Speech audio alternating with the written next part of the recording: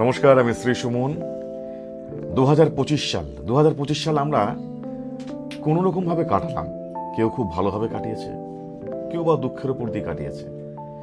দুঃখ, যন্ত্রণা, হাসি, কান্না, সুখ, আমরা সবকিছুই 2025-এর উপর দিয়ে কাটিয়ে উঠতে পেরেছি। বাট আমরা আশা রাখছি 2026 যেন প্রত্যেকটা মানুষের খুব ভালো যায়।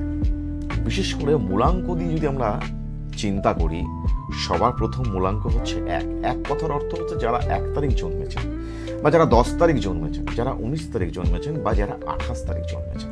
আলটিমেটলি সিঙ্গেল ডিজিট ধরলে তো 1ই আমরা ধরছি, বাট 10, 19, 28 যখন ধরছি সেটা সিঙ্গেল ডিজিটে আসলে কিন্তু 1ই আসছে। আপনারা হিসাব করে দেখুন, 10 মানে 1, 19 মানেও কিন্তু 1, 28 মানেও কিন্তু 1। তো আলটিমেটলি এক কথার অর্থ হচ্ছে, একের কথার মানে হচ্ছে রবি, রাজার নাম্বার, নেতৃত্ববাচক একটা সংখ্যা, লিডারশিপ একটা অ্যাটিটিউড সবসময় এতে কাজ করে। তো এই 2026 কেমন যাবে?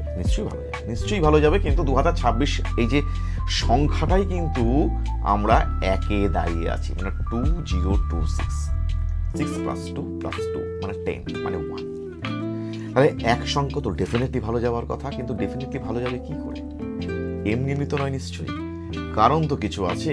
তো এক সংখ্যায় যারা আছেন তাদের কিন্তু খুব অ্যাক্টিভ থাকতে হবে। জানুয়ারি থেকে ডিসেম্বর মাস অবধি খুব অ্যাক্টিভ থাকতে হবে। অ্যাক্টিভ কথার অর্থ কি? মানে আমাকে সবসময় কার্যকরী ভূমিকা পালন করতে হবে। সকাল থেকে ওঠা থেকে রাত্রে ঘুমানো পর্যন্ত আমাকে ডিসিপ্লিন মেনটেন করতে হবে। তার মধ্যে আমার রুলস, রেগুলেশন, ডিসিপ্লিন সব কিছু সমান তালে আমাকে চালাতে হবে। এটা হচ্ছে পাতি বাংলা ভাষায় আমরা এটা বুঝতে পারি। কেমন?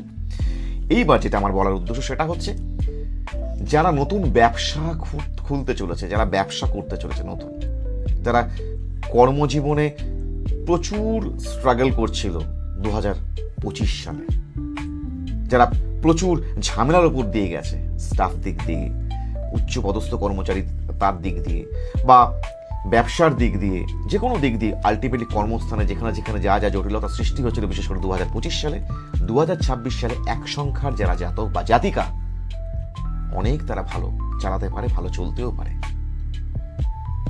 নতুন ব্যবসা শুরু করবার জন্য খুব ভালো বছর। নতুন কর্মে প্রবেশ করবার জন্য ভীষণ ভালো বছর।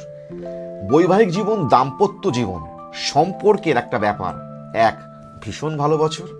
এবং সবচেয়ে বড় কথা হচ্ছে, যারা নতুন রিলেশনে যাচ্ছেন বা যাদের বিয়ে হয়নি, অবিবাহিত হয়ে যারা রয়েছেন, ভীষণ ভালো বছর।